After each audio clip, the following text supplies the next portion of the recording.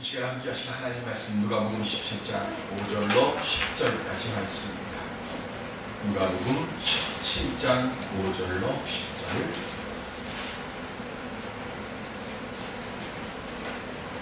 사도들이 주께 여짜오되 우리에게 믿음을 더하소서 하니 주께서 여시되 너희에게 다시 하나님한 믿음이 있었다면 이 풍랑으로 우리가 목표 바다에 신비하라 하였을 것이요 그것이 너희에게 순종하였으나 너희 중 누구에게 밭을 갈거나 양을 치거나 하는 종이 있어 밭에서 돌아오면 그더러 곧 와 앉아서 먹으라 말할 자가 있느냐. 우리로 그더러 내 먹을 것을 준비하고 우리를 보고 내가 먹고 마시는 동안에 수종 들고 너는 그 위에 먹고 마시라 하지 않겠느냐. 명한대로 하였다고 종에게 감사하겠느냐. 이와 같이 너희도 명령받은 것을 다 행한 후에 이르기를 우리는 무익한 종이라 우리가 하여야 할 일을 한 것뿐이라 할지니라. 아멘. 예, 우리 옆에 분들과 함께 인사하겠습니다. 주의 이름으로 축복합니다.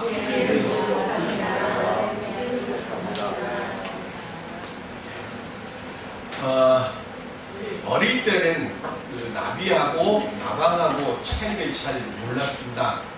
그걸 안다는 것이 나방은 밤에 다니고 나비는 낮에 다닌다는 것 그 정도였고, 나중에 조금 더 지나서 보니까 나방은 좀 몸이 좀 더 크고 통통하고 나비는 아주 납작하고 정말 예쁘게 만들어질 때 나비입니다. 근데 과학적으로 나비하고 나방의 차이를 했는데 보니까 나비는 태양으로부터 자기가 움직일 수 있는 힘을 얻는 게 나비랍니다. 나방은 근데 반대로 자기가 스스로 움직일 힘을 만든다고 합니다.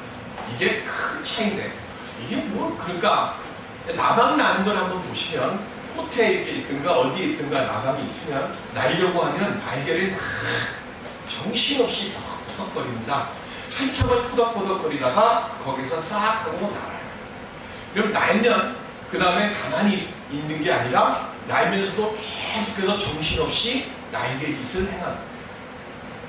그래서 자기가 원하는 곳에 앉을 때까지 그 날개짓을 정신없이 해대는 게 나방입니다. 근데 나비는 아침에 해가 쫙 뜨면 밤새도록 내린 이슬이 자기 온몸을 적시니까 해가 쫙 뜨면 날개를 쫙 펼쳐. 그러면 펼친 그곳으로 햇볕이 쫙 내리칩니다. 그러면 햇볕이 내리치면 이 날개에 있는 그 이슬의 수증기가 물기가 서서히 말라가요. 그래서 물기가 다 말라가면 나방은 막 정신없이 푸덕푸덕거리는데 나비는 날개를 쭉 핀 상태에서 한번 탁 치면 이렇게 싹 하고 날아가요. 진짜로 나빌레라 라고 하는 시에 나오는 것처럼 그렇게 우아하고 아름답게 촥 하고 하늘을 날아요. 우리 믿음의 모습도 나방과 같은 믿음 생활을 하는 사람이 있고 나비와 같은 믿음 생활을 하는 사람이 있습니다. 나방과 같이 믿음 생활을 하는 사람들은 무엇이든지 다 자기 혼자서 해결을 하고 자기 혼자 일을 찾고 무언가 열심히 정신없이 일을 해요. 그런데 잠시라도 쉬면 나방이 어떻게 됩니까? 하늘 날다가 떨어지는 것처럼 정신없이 일을 하다가 아이고 너무 힘들어하고 잠시 쉬어버리면 금세 푹 하고 떨어집니다. 열심히 일을 하는데 무언가 평안이 없고 그리고 쉴 만한 여유도 없이 정신없이 살아가는 사람. 하나님을 믿는다고는 하는데 하나님을 의지하지 못하고 살아가는 사람의 모습이 나방과 같은 겁니다. 근데 나비는 남들이 보면 어떻게 보면 게으른 것처럼 보이지 않습니까? 아침에 해 쫙 뜨면 날개 쫙 펴가지고 나 좀 말려줘. 그리고 나를 마르면 다 마르면 날개 한번 탁 치면 샥 하고 하늘을 날아요. 그리고는 하늘을 날 때도 나비가 나방처럼 막 정신없이 포덕거리는 나비는 전 본 적이 없습니다. 하늘을 날면서도 우아하게 촥촥 이렇게 합니다. 그렇게 싹싹하면 정말 바람 타고 나비가 슬슬 날아갑니다. 우리의 눈으로 볼 때는 좀 느린 것 같고 좀 어리석은 것 같고 조금 부족한 것 같지만 내 태양이 날개를 말려준 것처럼 하나님의 은혜의 임재를 기다리며 하나님의 지혜의 응답을 기다리며 그렇게 살다가 하나님의 은혜를 깨닫고 하나님의 도우심을 깨닫고 그때에 나가면 나방처럼 정신없이 날개짓을 안 하고 삶의 일을 애쓰지 않아도 하나님께서 함께 하시기 때문에 비록 힘들고 어렵더라도 그 안에서 평안함을 얻는 믿음의 하나님의 동행함의 확신을 갖고 그 도우심을 얻고 살아가는 사람, 그 사람이 나비와 같은 믿음의 모습을 가진 사람의 삶의 모습입니다. 오늘 예배를 드리러 온 오늘 우리들 올 한 해 하나님의 인재하심을 기다리며 이렇게 하나님의 도우심 속에서 편안히 올 한 해를 살아갈 수 있는 우리 모두가 될 수 있기를, 나비와 같은 편안의 믿음을 갖고 살아가는 우리 모두가 될 수 있기를 주님의 이름으로 축원드립니다. 그럼 어떻게 하면 우리가 나비와 같은 평안함의 삶을 얻을 수 있을까요? 저는 오늘 본문 누가복음 17장의 말씀을 통해서 함께 그 은혜를 나누어 보고자 합니다. 우리가 봉독하지는 않았지만 17장 1절에 보시면 예수께서 제자들에게 이르시되 이렇게 되어 있습니다. 누구라고 되어 있는가 하면 제자라고 되어 있습니다. 그런데 오늘 우리가 함께 봉독한 본문의 말씀을 보면 누구라고 되어 있습니까? 시작이 사도들이 되어 있습니다. 제자와 사도가 뭐가 다를까요? 똑같은 사람들인데 지금 누가복음에는 처음에는 제자라고 했고 5절에는 사도라고 말씀을 했습니다. 제자라고 하는 것은 예수님께서 가르치심을 말씀할 때는 지금 제자라고 되어 있고요. 그리고 난 뒤에 지금 예수님께서 그들에게 무엇을 가르쳤는가 하면 17장 1절로부터 5절의 말씀은 무서운 말씀이 나옵니다. 우리가 삶을 살아가다 보면 때로는 실수를 하거나 때로는 험한 말들을 통해서 누군가를 실족게 할 때가 있습니다. 분명히 성경에도 뭐라고 되어 있는가 하면 1절에 보면 실족하게 하는 것이 없을 수는 없으나 이렇게 되어 있어요. 그러니까 저나 여러분들이나 누구나 다 삶을 살아가면서 나와 가까운 이들, 나와 함께하는 이들, 내 주변에 있는 그 누군가를 실족하게 할 수는 있어요. 그런데 그 실족하게 한 그 일 중에 예수님께서 아주 무서운 말씀을 그 다음에 하세요. 2절에 보면 그가 이 작은 중에 하나를 실족하게 할진데 차라리 연자맷돌이 큰 무게에 매어가지고 깊은 바닷물 속에 빠져서 죽는 것이 더 낫다라고 지금 말씀하세요. 이게 무슨 뜻일까? 우리가 실수했어요. 말 잘못했어요. 그래서 누군가가 그것 때문에 상처를 받고 그것 때문에 헤어나지를 못합니다. 그러면 그 사람으로 인해서 그 다음에 오는 내게 오는 아픔과 그 다른 그 말들과 그 다음에 있어야 될 내게 임할 고난이나 그 어려움들이 너무 아프니까 차라리 연자맷돌 메고 바닷물 속에 들어가서 그 아픔을 안 보는 게 더 낫다라고 지금 예수님이 말씀하시는 거예요. 그러시면서 17장 3절에 이렇게 말씀합니다. 시작. 너희는 스스로 조심하라. 만일 내 형제가 죄를 범하거든 경고하고 회개하거든 용서하라. 아멘. 저도 실수할 수 있고 여러분들도 다 실수할 수 있어요. 그러니까 누군가가 실수를 하고 잘못하면 그 사람한테 가서 당신 그렇게 하면 안 됩니다 하고 그를 말로 뭐예요? 가르쳐 주라는 거예요. 그리고 그 말을 듣고 아 내가 잘못했구나 깨달으면 그 사람을 그리고 회개하면 용서해 주라는 것. 그런데 그것을 잘못을 얘기했는데 내가 뭐 잘못했다고 하느냐고 이야기하면 그 다음 어떻게 합니까? 신발에 먼지 털고 다시는 얘기하지 말라는 거예요. 왜? 들을 귀가 있는 자에게만 말하는 겁니다. 그렇게 말씀하신 뒤에 지금 예수님께서 제자들에게 사도, 즉 하나님의 거룩한 말씀을 증거하는 예수 그리스도의 복음을 증거로 보냄을 받는 자가 되도록 지금 말씀합니다. 그랬더니 17장 5절에 사도들이 이렇게 됩니다. 그 무서운 말씀을 한 뒤에 너희들이 이제 내 복음 들고 가 그러니까 사도들이 이제 보냄받은 자로서의 이들이 예수님께 말씀하는 겁니다. 선생님 그렇게 무시무시한 말씀 해놓고 누군가에게 잘못해갖고 하면 차라리 연점에 뜨고 바닷물 속에 들어가서 죽는 게 더 낫다고 하는 그 무시무시한 말씀하고 우리 보고 지금 보냄을 받으라고 말씀하십니까? 선생님 무섭습니다. 그러니까 우리에게 뭐 해달라고요? 우리에게 5절에 뭘 더해달라고 했습니까? 믿음을 더해 주십시오. 그랬어요. 얼핏 보면 참 훌륭한 말처럼 보여요. 근데 사실은 이 말씀 속에는 뭔가가 있는가 하면 우리가 주님을 위해서 남들보다 더 많은 수고와 노력을 할 거니까 하나님 그거 할 수 있을 만한 믿음의 양을 좀 더 주시고, 그리고 두 번째로 그렇게 하는데 그래도 주님을 위해서 그만큼 일하니까 우리에게 그만큼의 보상도 좀 주셔야 되지 않습니까? 하고 지금 말씀드립니다. 그랬더니 예수님이 6절에 뭐라고 말씀하십니까? 주께서 이르시되 너희에게 겨자씨 하나일 만한 믿음이 있었다면, 믿음을 이만큼 주세요 그랬더니 예수님이 하시는 말씀이 이스라엘 땅 속에서 살고 있는 사람, 그 씨 중에 이스라엘 사람들이 보는 씨 중에 제일 작은 씨가 겨자씨입니다.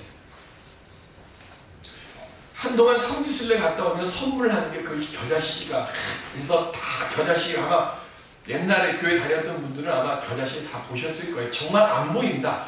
정말 눈꽃만한 게 조그만 게 그게 겨자씨인데, 그 겨자씨가, 그 눈꽃만한 겨자씨가 땅속에 심겨지면 어떻게 됩니까? 아름드리 나무로 바뀌어지는 겁니다. 예수님이 하시는 말씀이 뭔가 하면, 야 너희들은 이만큼 달라고 그러냐? 이만큼이 지금 중요한 게 아니라는 거예요. 뭐가 중요하냐? 겨자씨만큼 조그만한 것이라고, 그 속에서 생명력을 잃지 않고 잘 지키고 있으면, 참되고 진실한 것이 있으면 그것이 눈에 보일 때는 겨자씨만큼 조그매 보여도 그것이 이만큼의 믿음보다 훨씬 더 강하다고 하는 것을 알라고 말씀하는 겁니다. 그러시면서 6절 뒤에 뭐라고 얘기합니까? 이 뽕나무더러 뿌리가 뽑혀 바다에 심기어라 하였을 것이요 그랬습니다.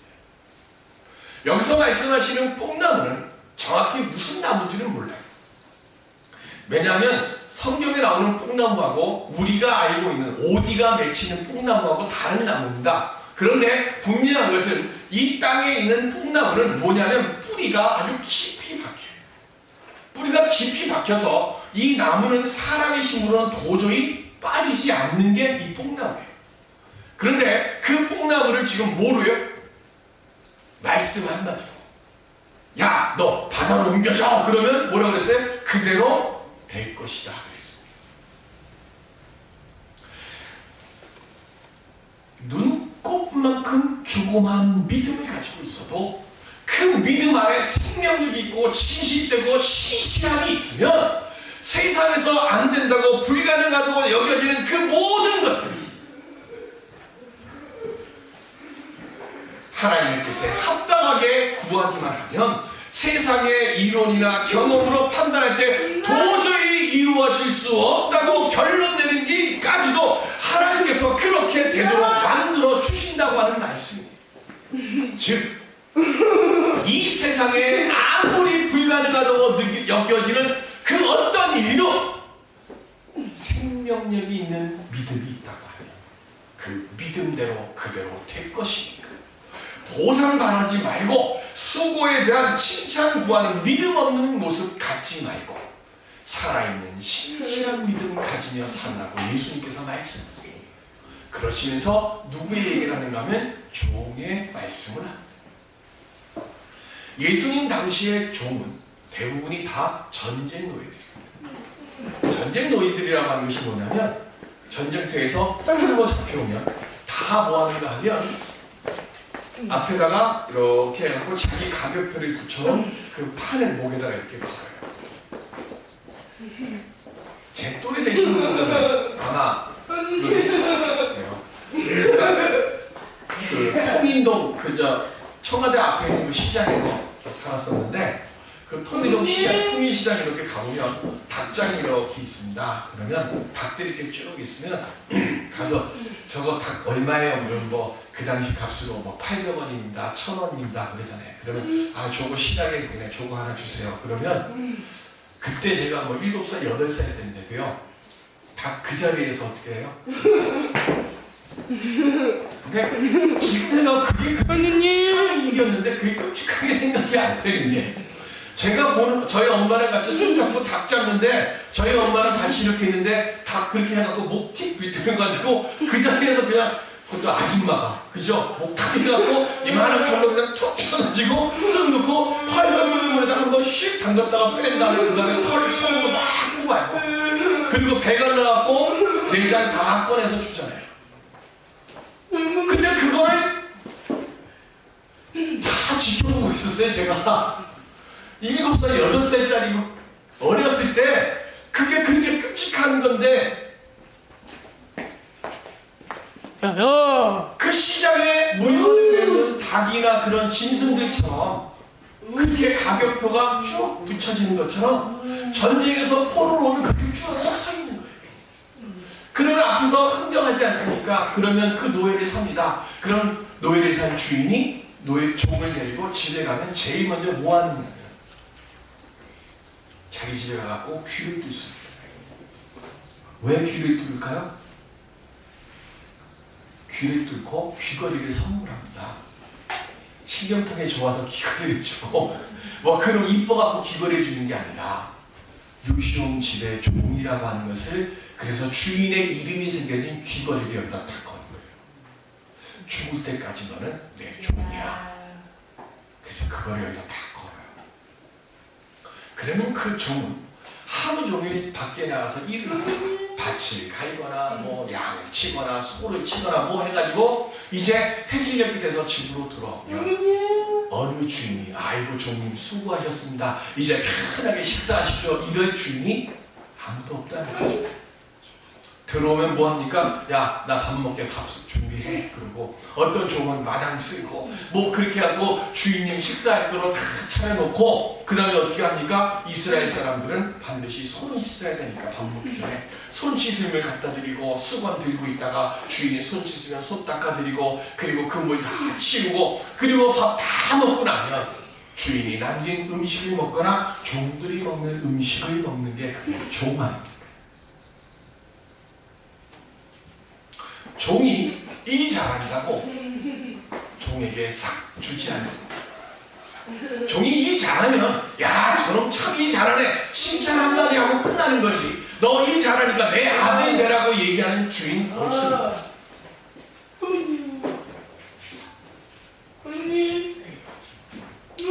오늘 예수님께서 지금 사도들에게 말씀하시는 게 뭡니까? 너희들 너희의 열심에 대한 보상 바라는 마음 가지고 있느냐? 그거 버리라는 거예요. 믿음 안에서는 공로를 내세울 것이 없으니까 그걸 안라는 겁니다. 너희는 그 종처럼 뭐예요? 그냥 맡겨져 있는 내 그 일 감당하라는 겁니다. 오늘 예배를 드리러 온 우리들, 열심히 기도하고 예배드리고 봉사하고 전도하고 헌신하는 것, 그거 성도로서 당연히 해야 할 일이에요.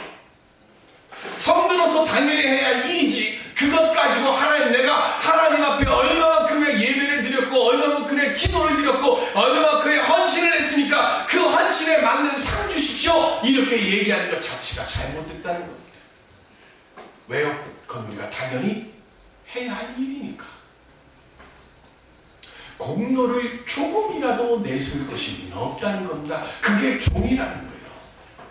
사도 바울이 그래서 고린도 후서 5장 15절에 이렇게 고백합니다. 시작. 그가 모든 사람을 대신하여 죽으심은 살아있는 자들로 하여금 다시는 그들 자신을 위하여 살지 않고 오직 그들을 대신하여 죽었다가 다시 살아나신 이를 위하여 살게 하려 함이라. 아멘. 사도 바울이요, 예수님을 알기 전에는 자신의 의를 드러낸 사람이에요. 율법을 내가 이만큼 지켰고 내 육신으로는 베냐민 지파의 가문이며 내가 이만큼 주를 위해서 헌신했고 행동하는 믿음 보이려고 예수 믿는 사람들 핍박하고 다니는 일에 앞장섰던 사람이 사도 바울입니다. 그리고 자기가 이만큼 했다고 막 드러내고 자랑했어요. 그런데 예수님을 만나고 거꾸로진 뒤에 내가 인간적으로 지금껏 쌓아왔던 그 모든 것들을 다 뭐로 여긴다 그랬는가 하면 배설물로 여긴다 그랬습니다. 왜 그렇습니까? 예수님께서 나를 위해서 십자가에서 대속의 죽으심을 하셨고, 그래서 내가 그 은혜로 구원을 얻었기 때문에 내가 내세울 것이 하나도 없습니다 하고 고백하는 겁니다. 세상의 좋은 돈으로 사지만 오늘 우리들은 예수 그리스도의 핏값으로 산 것입니다. 그러므로 주의 핏값으로 주의 부르심을 얻은 우리들은 공로사성을 버리고 항상 주께서 기쁘게 사용하실 수 있도록 섬김의 일을 준비하며 살아가야 되는 줄로 믿습니다. 요즘 복사기가 아주 좋잖아요. 그래서 5만원짜리 올려놓고 복사 딱 해놓으면 5만원짜리처럼 똑같이 보이죠. 그래서 그거 들고 가서 편의점에서 써가지고 뭐 그 뉴스에도 나오고 하지 않습니까? 똑같은 종이고요. 그죠? 그리고 똑같은 모양의 지폐로 만들어졌습니다. 그런데 왜 정부에서 만든 돈을 쓰면 괜찮고 내가 복사해서 만들어갖고 돈하고 똑같이 만들어서 쓰는 건 왜 안 되죠? 똑같은 모양이고 똑같이 5만원 붙어 있잖아요. 근데 왜 정부에서 만든 거는 되는데 내가 만든 건 왜 안 됩니까? 정부에서 만든 건 정부가 그 가치를 보장해 주죠. 내가 만든 건 보장해 주는 게 없습니다. 대한민국 땅에 많은 사람들이 삽니다. 그죠? 한국 사람도 살고 러시아 사람도 살고 많은 나라 사람들이 들어와서 지금 대한민국 땅에 살고 있습니다. 대한민국 땅에 살고 있다고 그 사람들이 다 대한민국 국민입니까? 대한민국 땅에 살아도 그 사람들이 대한민국 국민이 되려면 뭐가 있어야 돼요? 뭐 있어야 돼요? 대한민국 국민입니다. 보여줄 거. 우리 매년 증 까봐 그러잖아요. 네? 증이 있어요. 증. 무슨 증이요? 주민등록증. 주민등록증이 있어야 내가 대한민국 국민이 되는 거예요. 그런데 주민등록증이 내게 주어지려고 하면 우리에게 무엇이 따르는가 하면 병역과 납세와 교육과 근로에 뭐가 따라요? 의무가 따르는 거예요. 오늘 우리가 세례를 받았습니다. 세례를 받았으면 우리는 하나님 나라에 뭐가 우리에게 발급이 됐어요? 지금 여기 계신 분들은 다 뭘 가지고 있는가 하면 하늘나라의 주민등록증을 가지고 있어요. 그러면 하나님 나라의 주민등록증을 가지고 있으면 주민등록증이 있으면 주민등록증을 들고 가가지고 동사무소에 가서 요즘 동사무소가 아니고 뭐죠? 주민 뭐 이름도 왜 이렇게 복잡하게 자꾸 바꾸니? 동사무소가 좋은데 그게 뭐 일본식 이름이라서 바꾼 것 같은데 어쨌든 거기 가갖고 주민등록증 내놓으면서 뭐 띄워달라고 합니까? 등본. 요즘은 또 등본만 요구하는 게 아니라 등본은 100원인가 밖에 안 해요. 근데 요거는 1,000원 해요. 요거 끊어달라. 요거 요구하는 게 있어요. 뭐예요? 다 띄워보셨네? 네? 가족증명 뭐 확인서인가 무슨 가족증명서인가 그것까지 달라고 해요. 그러면 우리 양장로님 가족증명서에 누구 있어요? 장로님 가족증명서에? 엄마 아빠. 네, 장로님의 부모님, 장로님의 부인, 장로님의 자녀가 있죠. 여러분들 하늘나라의 가족증명서에 누구의 이름이 있어요? 여러분들은 지금 다 하늘나라의 주민등록증을 가지고 계십니다. 그런데 하나님께서 우리에게 오셔서 야 주민등록 등본 좀 띄워봐 그러는데 주민등록 등본에는 제가 제일 위에 있더라고요. 그리고 제 밑으로 이렇게 있어요. 그런데 하늘나라 주민등록 등본에 내 이름만 남아있지는 않습니다. 주님이 우리를 부르셨습니다. 주님의 핏값으로 우리를 사셨고 그리고 그 핏값으로 산 우리들에게 이제 우리가 세례를 받았어요. 그래서 하늘나라의 시민이 됐고 주민등록증을 받았습니다. 종이 되면 제일 먼저 퀴를 뚫는 것처럼 오늘 우리들도 하늘나라의 주민등록증을 받고 귀를 뚫고 나는 주님의 종입니다, 나는 주님의 자녀입니다, 믿음의 귀걸이를 우리는 다 달았습니다. 그리고 가슴에는 하나님의 그 사랑에 대한 뜨거운 열정과 종된 부르심의 그 은혜에 감사함의 그 마음을 가지고 오늘 우리에게 주어져 있는 시간들을 하루하루 최선을 다하며 아름답게 살아가야 되지 않겠습니까? 나는 무익한 종입니다. 하나님 저를 사용하여 주시고 주의 영광 나타나게 하여 주옵소서. 그렇게 겸손히 기도할 때 그때 주님께서 우리의 겨자씨만한 그 믿음을 보시고 우리에게 오셔서 이렇게 말씀해 주실 줄로 믿습니다. 우리 함께 보실까요? 시작. 주인이 와서 깨어있는 것을 보면 그 종들은 복이 있으리로다. 내가 진실로 너희에게 이르노니 주인이 띠를 띠고 그 종들을 자리에 앉히고 나와 수종 들리라. 아멘.